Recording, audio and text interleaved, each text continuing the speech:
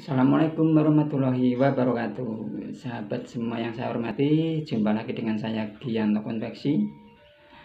Yang mana di siang hari ini nanti kita akan memberikan tips atau metode bagaimana kita membuat hem. Nah ini contohnya, ini hem kayak gini, warna putih. Ya oke sahabat. Namun sebelum kita melangkah jauh ke sana, dahulu kita memanjatkan puji syukur. Mari kita bersama-sama memanjatkan puji syukur kepada Allah Subhanahu wa taala atas segala rahmat, taufik dan hidayahnya, sehingga di pagi menjelang siang hari ini kita tetap diberikan kesehatan, panjang umur, bisa beraktivitas seperti biasa. Salam dan selamat tak luput kita tunjukkan kepada junjungan Nabi besar Muhammad Sallallahu Alaihi Wasallam. Semoga kita mendapatkan syafaatnya di hari akhir. Amin Allahumma amin. Nah sahabat, sebelum kita membuat hem,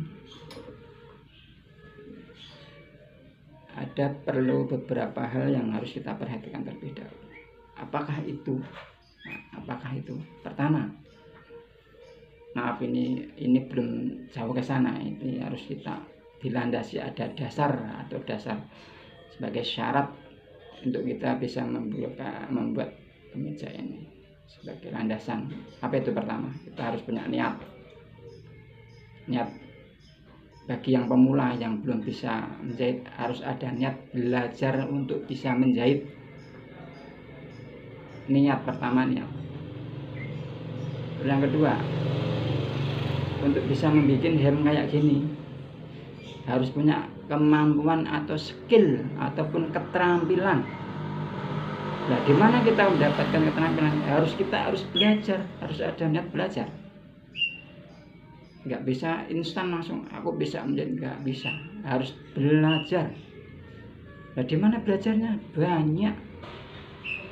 Bisa di lembaga-lembaga pelatihan, bisa di instansi yang mengadakan mungkin kursus-kursus, ada yang kan juga ada mungkin yang pelatihan gratis ya. Enggak, tinggal jenengan pilih yang mana, yang pelatihan di kursus-kursus dengan berbayar atau yang gratis. Di sini ada tempat kursus gratis di Karanganyar. Di mana itu? Di Gardal Karanganyar. Tempatnya di Pokoh, sebelah selatannya Kelurahan Pokoh. Itu gratis kalau mau, tinggal niat. Tapi kalau yang bayar, banyak tempat-tempat kursus, tempat-tempat pelatihan. Kita harus menyiapkan dana. Pendaftaran aja sudah 1 juta lebih burung bulanannya. Yang kedua yaitu harus punya keterampilan. Yang ketiga, kita harus punya peralatan. Harus punya. Kalau mau bisa harus ada peralatannya.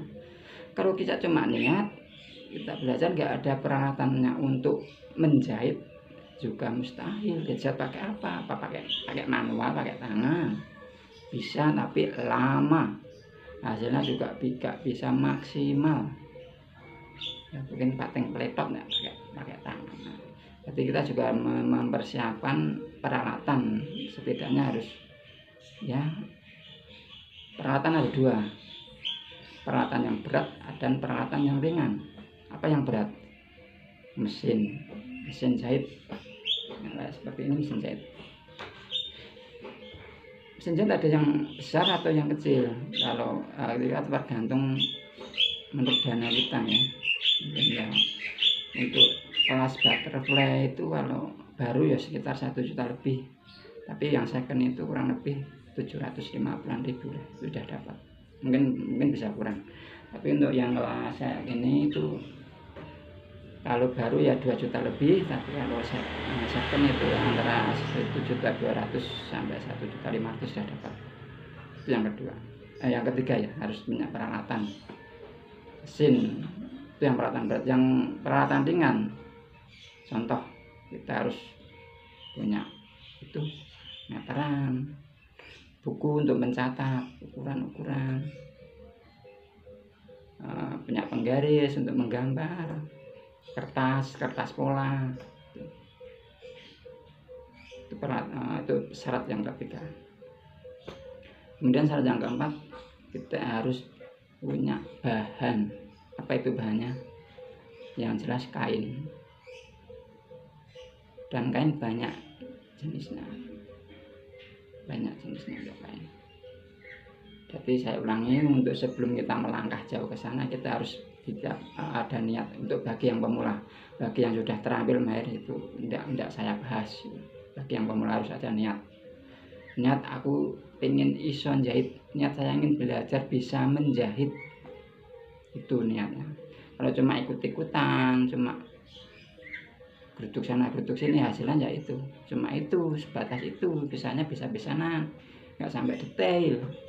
Harusnya benar-benar bisa menjahit, bisa iso menghasilkan karya dari tangan sendiri.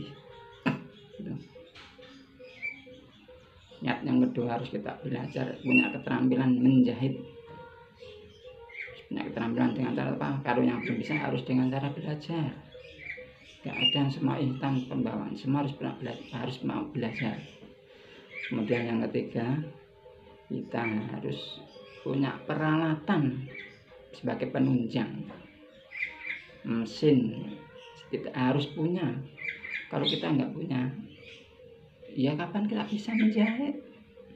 Kalau cuma di pelatihan kurang, nanti kurang maksimal. Harus persiapan untuk bisa ada mesin jahitnya. Yang keempat itu bahan atau bahan sebagai olahannya gitu. Mungkin itu baru itu sekilas sebagai dasar untuk bisa menjahit, sebagai landasan dasar kita untuk bisa menjahit. Mungkin dari itu dulu dari saya. Belum ke sana. Nanti tunggu video-video selanjutnya, dari mulai pengukuran, kita mulai gambar pola, mulai dari pemotongan, mulai dari kita belajar mengoperasikan mesin, mulai menjahit, sampai finishing, sampai bahasa dikasih. Demikian dulu dari saya. Bila mana ada manfaatnya, tolong di-subscribe supaya video atau materinya bisa berkembang. Bila nggak ada manfaatnya, abaikan saja. Kalau nggak ada manfaatnya, abaikan. Kalau ada manfaat, tolong di-subscribe. Itu dari saya dulu. Nanti tunggu video selanjutnya.